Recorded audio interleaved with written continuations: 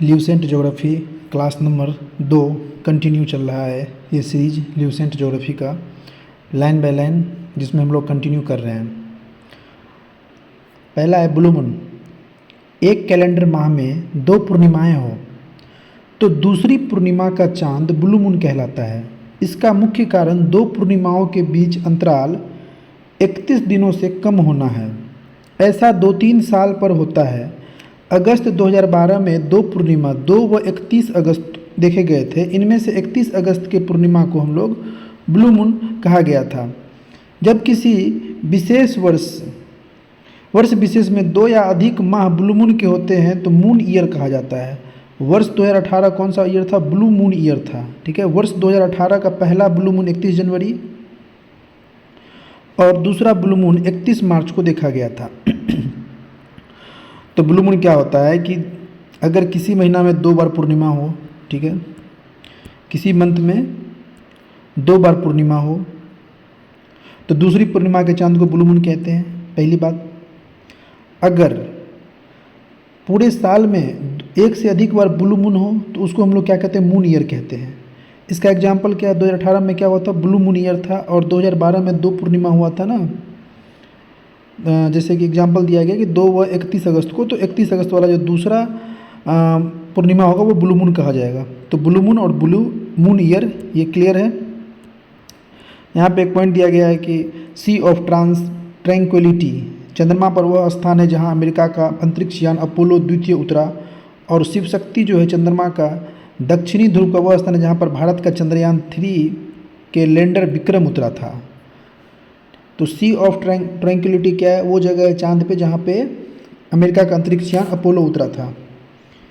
और जो शिव शक्ति है वो चंद्रमा के दक्षिणी ध्रुव पर वह स्थान है जहाँ पर भारत का चंद्रयान 3 का लैंडर विक्रम उतरा था। बोने ग्रह यम, बोने ग्रह क्या होता है? यम पहला है बोना ग्रह। प्लूटो जो पहले ग्रह था लेकिन बाद में इसको क्या हुआ, 2006 में जो प्राग में सम्मेलन हुआ था IAU की, उसमें ग्रह कहलाने के मापदंड पर खरे नहीं उतरने के कारण प्लूटो को ग्रह की श्रेणी से अलग कर बोने ग्रह की श्रेणी में रखा गया। IAU ने इसका नया नाम 134-340 रखा है। क्लाइड टाम्बो ने 1930 में इसकी खोज की थी। किसकी? तो प्लूटो की खोज किसने की थी? क्लाइड टाम्बो ने की थी। कब की थी? 1930 में की थी। इसका नया नाम क्या है? 134-340। और जो 2006 में इंटरनेशनल एस्ट्रोनॉमिकल यूनियन की जो मीटिंग हुई थी उसमें प्लूटो को ग्रह की श्रेणी से निकाल दिया गया। यम को ग्रह की श्रेणी से निकालने जाने का क्या कारण है? तो आकार में ये चांद से भी छोटा है, इसकी कक्षा का वृत्ताकार नहीं होना, वरुण की कक्षा को काटना, तो इन सब वजह से इसको क्या किया गया? यम प्लूटो को ग्रह की श्रेणी से निकाल दिया गया। अगला है सेरस। इसकी खोज इटली के खगोल शास्त्री पियाजी ने किया था। किसने किया था? पियाजी ने किया था। IAU की नई परिभाषा के अनुसार इसे बोने ग्रह की श्रेणी में रखा गया है। इसे संख्या 1 से जाना जाएगा। इसका व्यास बुध के व्यास का 1/5 भाग है। अन्य बोने ग्रह हैं चेरॉन एवं 2003 UB 313 इस, ये सब क्या है? बोने ग्रह है। अगला है हमारा लघु सौरमंडलीय पिंड। लघु सौरमंडलीय पिंड में जो हमारे छोटे छोटे पिंड होते हैं सौरमंडल, जैसे कि पहला है एस्टेरॉयड जिसको हम लोग क्षुद्र ग्रह कहते हैं। मंगल और बृहस्पति ग्रह की कक्षाओं के बीच कुछ छोटे छोटे आकाशीय पिंड हैं जो सूर्य की परिक्रमा कर रहे हैं, उसे ही हम लोग क्या कहते हैं? क्षुद्र ग्रह कहते हैं। तो क्षुद्र ग्रह किसके किसके बीच में घूम रहे हैं? तो मंगल और बृहस्पति के बीच में घूम रहे हैं, ध्यान रखना है। खगोलीय शास्त्रियों के अनुसार ग्रहों के विस्फोट के फलस्वरूप टूटे टुकड़ों से क्षुद्र ग्रह का निर्माण हुआ है। क्षुद्र ग्रह जब पृथ्वी से टकराता है तो पृथ्वी के पृष्ठ पर विशाल गर्त बनता है, जिसका उदाहरण है लोनार झील महाराष्ट्र का। तो क्षुद्र ग्रह क्या हो गया? क्षुद्र ग्रह हो गया मंगल और बृहस्पति के कक्षाओं के बीच में बहुत सारे छोटे छोटे आकाशीय पिंड हैं जिसको जो वो भी सूर्य की क्या कर रहे हैं? परिक्रमा कर रहे हैं, तो उसको हम लोग क्या कहते हैं? क्षुद्र ग्रह कहते हैं। ठीक है, और जो है सो क्षुद्र ग्रह जब पृथ्वी से टकराता है तो एक क्या होता है? विशाल गर्त बनता है, जैसे कि महाराष्ट्र का जो है सो लोनार झील है। एक और है फोरवेस्टा, एक ऐसा क्षुद्र ग्रह है जिसे नंगी आंखों से देखा जा सकता है। क्या नाम है इसका? फोरवेस्टा। क्या नाम है? फोरवेस्टा। अगला है धूमकेतु, जिसे अंग्रेजी में कॉमेट कहते हैं। सौरमंडल के छोर पर बहुत ही छोटे छोटे अरबों पिंड विद्यमान हैं, ठीक है, जो धूमकेतु या पुच्छल तारे कहलाते हैं। यह गैस एवं धूल का संग्रह है जो आकाश में लंबी पूंछ सहित प्रकाश के चमकीले गोले के रूप में दिखाई देते हैं। धूमकेतु केवल तभी दिखाई पड़ता है जब वह सूर्य की ओर अग्रसर होता है। क्योंकि सूर्य किरणें इसकी गैस को चमकीला बना देती है। धूमकेतु की पूंछ हमेशा सूर्य से दूर रहती है। कहने का मतलब अगर ये सन है ना, तो ये अगर धूमकेतु है हमारा, तो ये हमेशा सन की ओर अग्रसर रहती है। इसकी हमेशा क्या होती है, इसकी पूंछ क्या होती है, सूर्य की अपोजिट होती है, ठीक है। और ये सन के प्रकाश में चमकीला दिखाई देता है, ठीक है। तो इसका कारण यही है। हेलो नामक धूमकेतु का परिक्रमण काल 76 वर्ष है। हेले नामक धूमकेतु का परिक्रमण काल 76 वर्ष है और यह अंतिम बार 1986 में दिखाई दिया था। अगली बार यह 2062 में दिखाई देगा। तो अगली बार कब दिखाई देगा, ये 2062 में। सबसे अंतिम बार 1986 में दिखाया गया था और इसका जो परिक्रमण काल है वो 76 वर्ष का है। धूमकेतु हमेशा के लिए टिकाऊ नहीं होते हैं, फिर भी प्रत्येक धूमकेतु के लौटने का समय निश्चित होता है। अगला है उल्का। उल्काएं प्रकाश की चमकीली धारी के रूप में दिखाई देते हैं जो आकाश में क्षण भर के लिए दमकती है और फिर लुप्त हो जाती है। मतलब कि उल्काएं जो होती है वो आसमान में हम लोग बहुत ही कम समय के लिए दिखता है, फिर वो क्या होता है, लुप्त हो जाता है। उल्काएं क्षुद्र ग्रह के टुकड़े व धूमकेतु द्वारा पीछे छोड़े गए धूल के कण होते हैं, ठीक है। तो इसमें जो है उल्का में इसको ध्यान रखना है। उल्का में क्या होता है, ये जो मेरा धूमकेतु हो गया या फिर धूमकेतु हो गया या ग्रह के टुकड़े हो गए, उसके जो धूल के कण होते हैं वो होते हैं उल्काएं, ठीक है।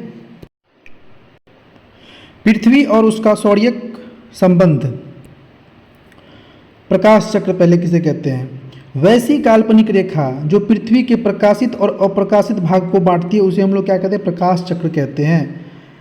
प्रकाश चक्र किसे कहते हैं, वैसी काल्पनिक रेखा जो पृथ्वी के प्रकाशित और अप्रकाशित भाग को बांटती है उसे क्या कहते हैं, उसे हम लोग प्रकाश चक्र भी कहते हैं। अब अगला है पृथ्वी की गतियाँ। पृथ्वी की दो तरह की गति होती है, एक होता है घूर्णन और एक होता है परिक्रमण। तो पहला क्या है, घूर्णन है। घूर्णन को हम लोग दैनिक गति भी कहते हैं। घूर्णन को क्या कहते हैं, दैनिक गति भी कहते हैं, ठीक है। घूर्णन या दैनिक गति। पृथ्वी सदैव अपने अक्ष पर पश्चिम से पूरब की ओर घूमती है और जो दो ग्रह है वो पूरब से पश्चिम में घूमती है। कौन कौन है जरा बताना। तो एक हमारा कौन सा था, वो शुक्र था और एक कौन था, यूरेनस, ठीक है। पृथ्वी सदैव अपने अक्ष पे पश्चिम से पूर्व की ओर घूमती है जिसे पृथ्वी का घूर्णन या परिभ्रमण कहते हैं। इसके कारण दिन व रात होते हैं। तो दिन व रात किसकी वजह से होती है, घूर्णन गति के कारण होती है, जिसको हम लोग दैनिक गति भी बोलते हैं। अतः इस गति को दैनिक गति भी कहते हैं। दैनिक गति इसीलिए कहते हैं कि घूर्णन के कारण यहाँ पे दिन और रात होती है। पृथ्वी के अपने धुरी पर घूमने के कारण भूमध्य रेखा पर वस्तुओं का रैखिक वेग अन्य स्थानों की तुलना में अधिक होता है। इस कारण भूमध्य रेखा पर स्थित देश पृथ्वी के घूर्णन के उच्चतम रैखिक वेग का प्रतिनिधित्व करेगा। भूमध्य रेखा 3 महाद्वीपों दक्षिण अमेरिका, अफ्रीका और एशिया के कुल 13 देशों से होकर गुजरती है। तो भूमध्य रेखा जो है सो कितने महाद्वीप से, तो दक्षिण अमेरिका, अफ्रीका और एशिया, ये ध्यान रखना, 3 महाद्वीप से गुजरती है भूमध्य रेखा। और टोटल कितने देश हैं, 13 देशों से होकर गुजरती है। इंपॉर्टेंट पॉइंट है। दूसरा है पृथ्वी गति है परिक्रमण। परिक्रमण क्या होता है, रिवॉल्यूशन, जिसको हम लोग वार्षिक गति भी बोलते हैं। पृथ्वी अपने अक्ष पर घूमने के साथ साथ सूर्य के चारों ओर एक दीर्घवृत्तीय मार्ग पर परिक्रमा करती है। बिल्कुल सही बात है। मान लो कि ये हमारा पृथ्वी है, ये तो अपने अक्ष पे घूम ही रही है, लेकिन ये सन के चारों ओर भी चक्कर क्या करे, लगा रही है, जो उसी को हम लोग क्या कहते हैं, परिक्रमण या वार्षिक गति कहते हैं।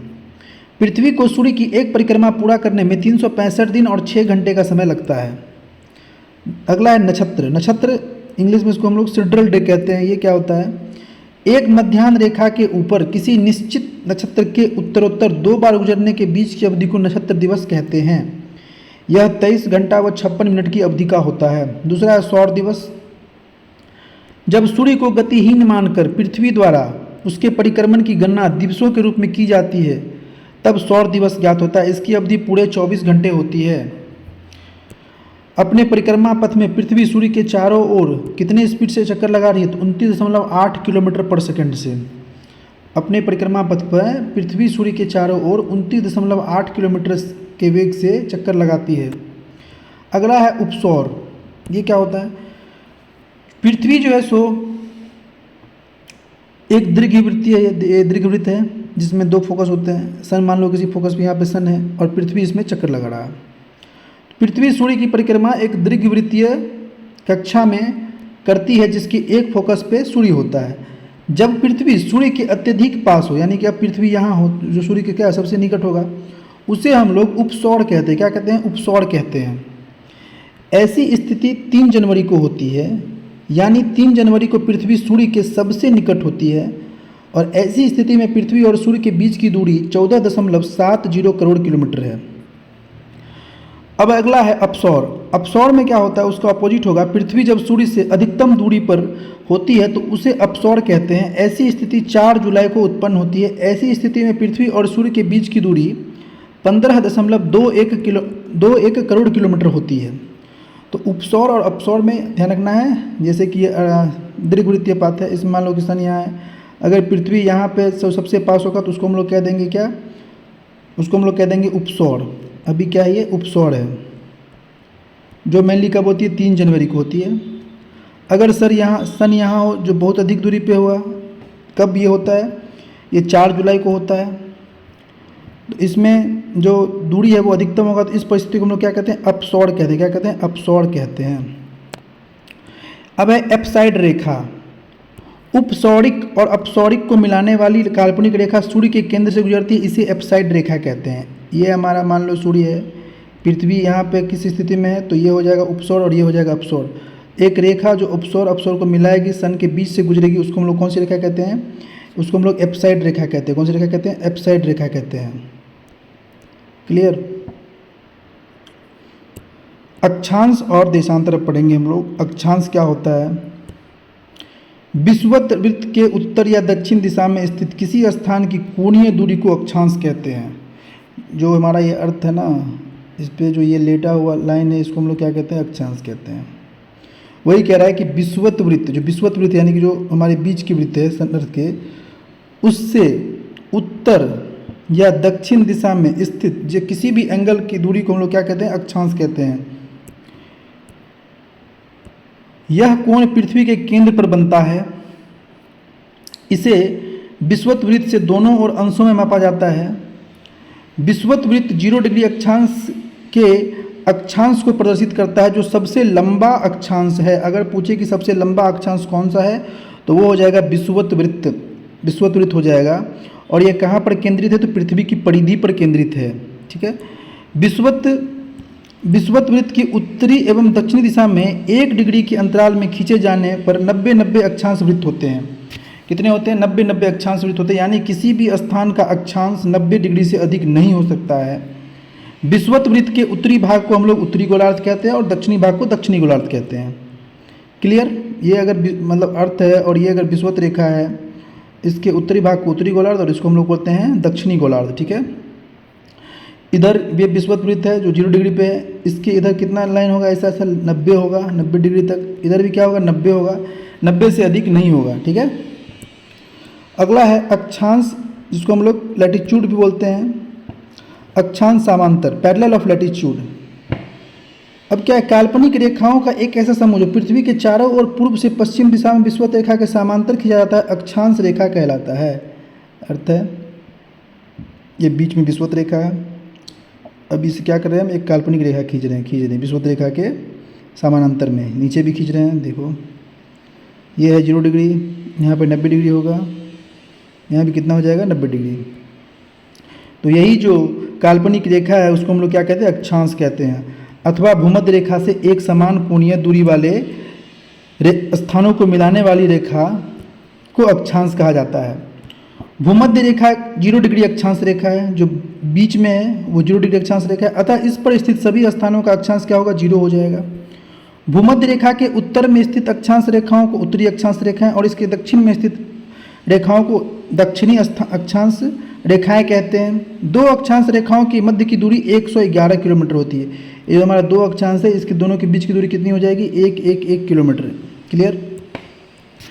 यदि अक्षांश समानांतरों को 1 डिग्री के अंतराल पर खींचते हैं तो उत्तरी एवं दक्षिणी दोनों गोलार्धों में 89 अक्षांश कितने क्या होंगे? समानांतर होंगे। ठीक है। क्योंकि इस प्रकार विषुवत वृत्त को लेकर अक्षांश समानांतरों की कुल संख्या 179 हो जाएगी। अब इसमें ध्यान ये देना है, क्वेश्चन जो बनेगा कि ये अर्थ है, ठीक है, इस पे कितने अक्षांश होंगे?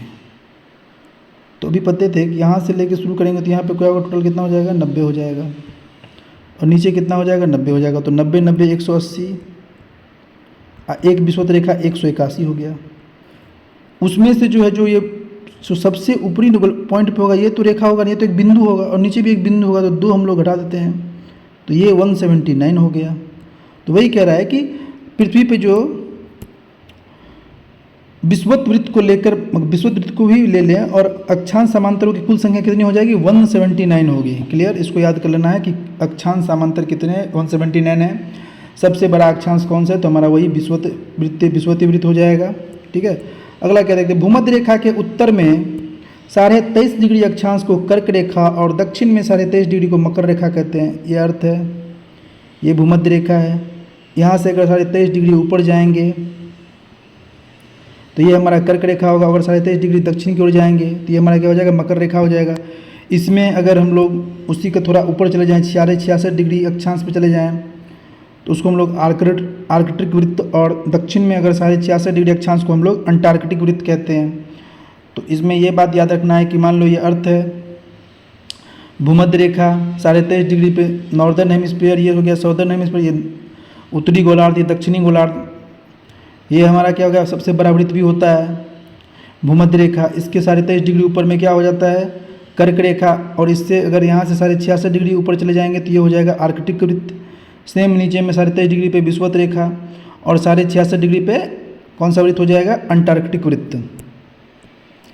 अब है कर्क रेखा निम्नलिखित देशों में से होकर गुजरती है, तो कौन कौन से देश है, ताइवान, चीन, म्यांमार, बांग्लादेश, भारत, ओमान, संयुक्त अरब अमीरात, सऊदी अरब, मिस्र, लीबिया, नाइजर, अल्जीरिया, माली, मारितानिया, पश्चिमी सहारा, बहामास और मेक्सिको। तो टोटल कितने देश हैं, 13 देश हैं। कितने महाद्वीप हैं, 3 महाद्वीप है। कौन कौन, दक्षिण अमेरिका, एशिया, अफ्रीका। ठीक है, अब है मकर रेखा निम्न देशों से किन किन देशों से गुजरती है, तो चिली है, अर्जेंटीना हो जाएगा, पराग्वे, ब्राज़ील, नमीबिया, बोत्सवाना, दक्षिण अफ्रीका, मोजाम्बिक, मेडागास्कर और ऑस्ट्रेलिया। ये कहाँ से गुजरती है, ये इन देशों से होकर गुजरती है।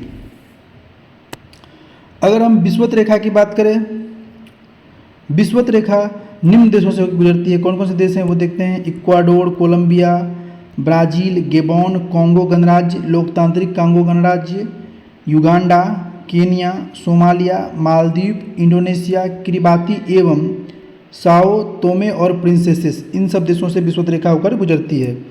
अब हम लोग पढ़ेंगे देशांतर, ये अक्षांश था। देशांतर क्या होता है, ग्रीनविच रेखा से किसी स्थान की कोणात्मक दूरी को उस स्थान का देशांतर कहते हैं, अथवा उत्तरी तथा दक्षिणी ध्रुव को मिलाने वाली काल्पनिक रेखा को देशांतर रेखा कहते हैं। ये हमारा अर्थ है, ये इधर उत्तरी ध्रुव है, ये इधर क्या है, दक्षिणी ध्रुव है। यहाँ से यहाँ की जो काल्पनिक रेखा जो मिला रहे हैं, यही क्या है, देशांतर। ये क्या है, देशांतर है। ठीक है, देशांतर है।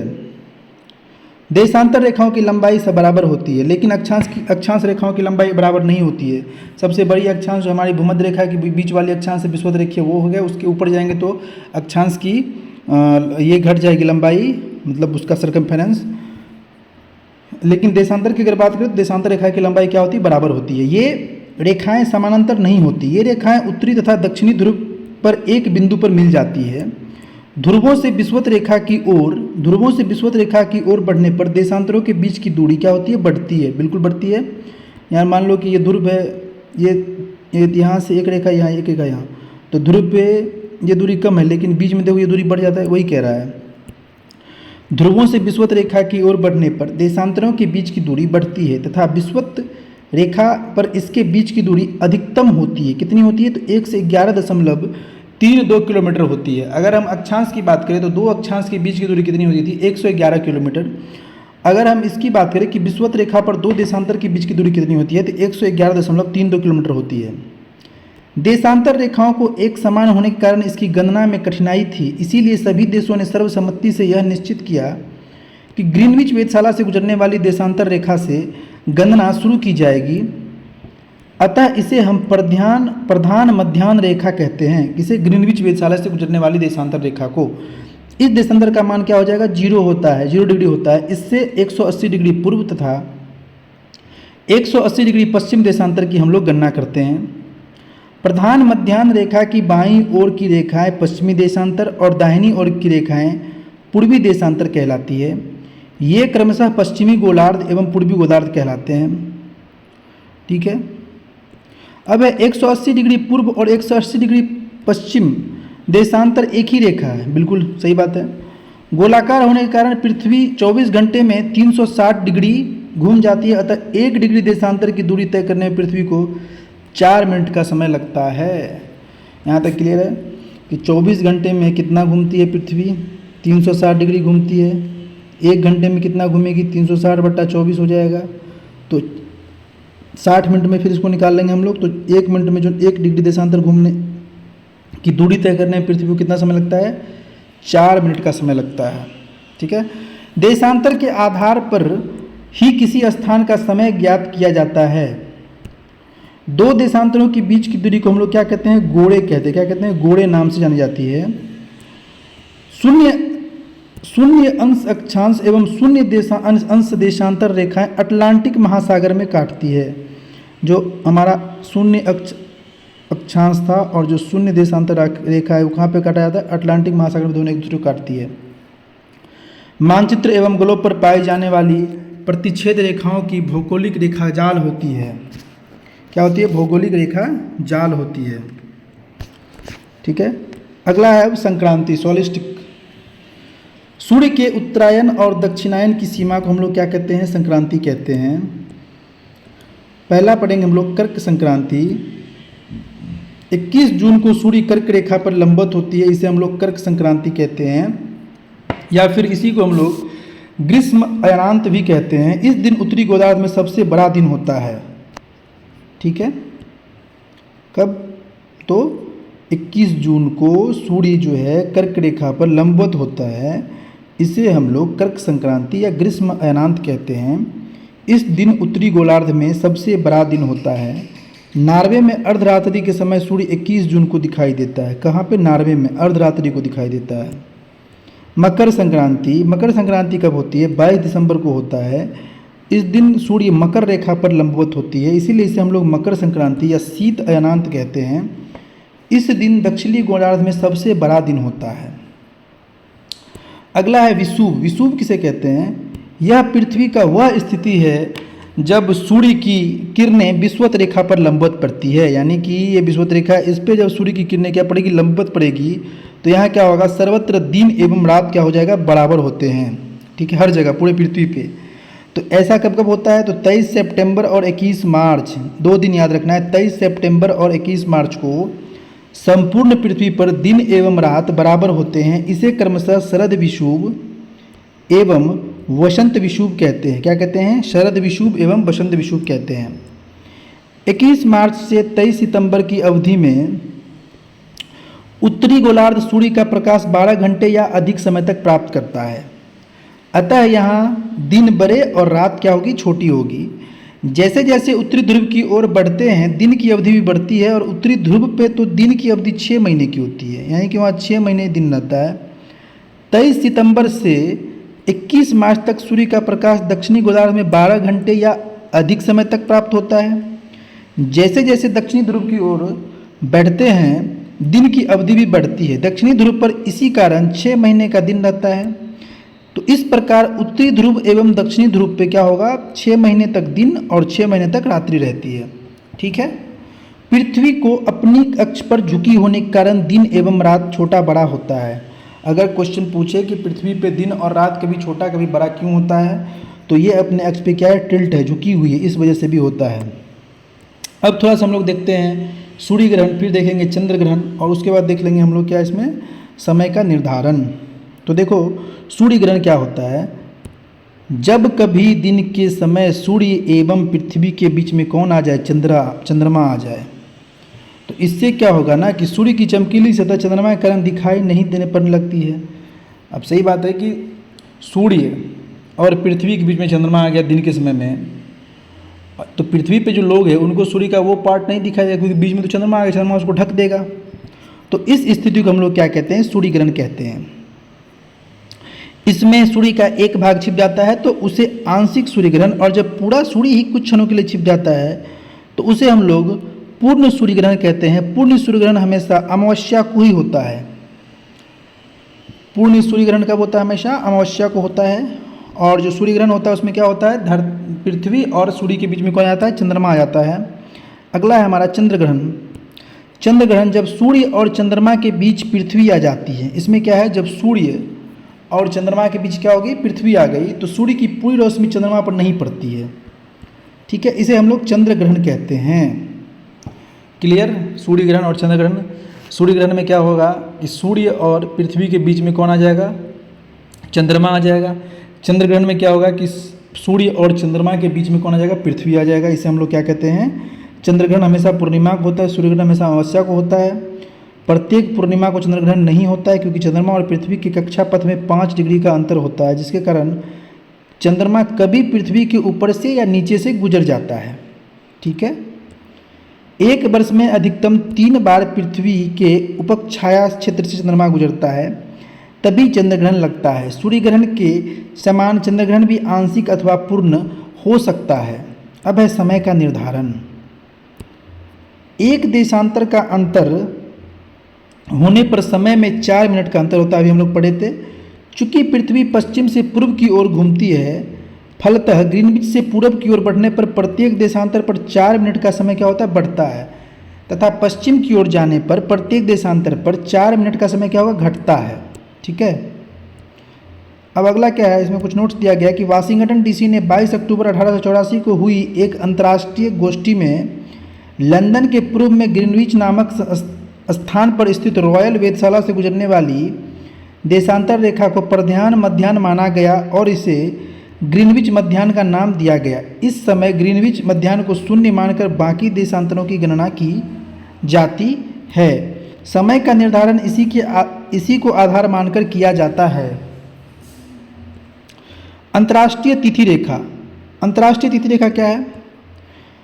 180 डिग्री देशांतर को हम लोग क्या कहते हैं? अंतर्राष्ट्रीय तिथि रेखा कहा जाता है, क्योंकि इस रेखा के दोनों ओर तिथियों में एक दिन का अंतर होता है, ठीक है। ग्रीनविच देशांतर तथा 180 डिग्री देशांतर के बीच 24 घंटे का अंतर होता है। 0 से 180 डिग्री पूर्व की ओर जाने पर 12 घंटे की अवधि लगती है एवं यह ग्रीनविच समय से 12 घंटे आगे होता है। इसी प्रकार 0 से 180 डिग्री जब पश्चिम जाएंगे तो ये ग्रीनविच समय से कितना पीछे होगा? 12 घंटा पीछे का समय मिलेगा इसमें। यही कारण है कि 180 डिग्री पूर्व एवं पश्चिम देशांतर में कुल 24 घंटे अर्थात एक दिन रात का अंतर होता है। क्लियर? उदाहरण के लिए देखते हैं, दिया गया है उसमें। उदाहरण के लिए यदि ग्रीनविच पर बृहस्पतिवार 25 सितंबर 2003 को दोपहर के 12 बजे हो, ठीक है, तो 180 डिग्री पूर्वी देशांतर पर 25 सितंबर 2003 को मध्य रात्रि होगी, जबकि 180 डिग्री पश्चिमी देशांतर पर 24 सितंबर 2003 को मध्य रात्रि होगी, ठीक है।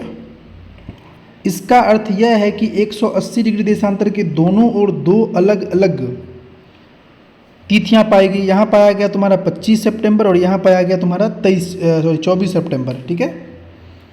एक आगे होगा और एक पीछे होगा। यही कह रहा है। इसका अर्थ यह है कि 180 डिग्री देशांतर के दोनों ओर 2 अलग अलग तिथियां पाई जाती है। जब इस रेखा को पूर्व की ओर लांघते हैं तो एक दिन दोहराया जाता है और पश्चिम की ओर लांघते हैं तो एक दिन कम किया जाता है। इसे इस प्रकार याद किया जाता है: ट्रैवल टू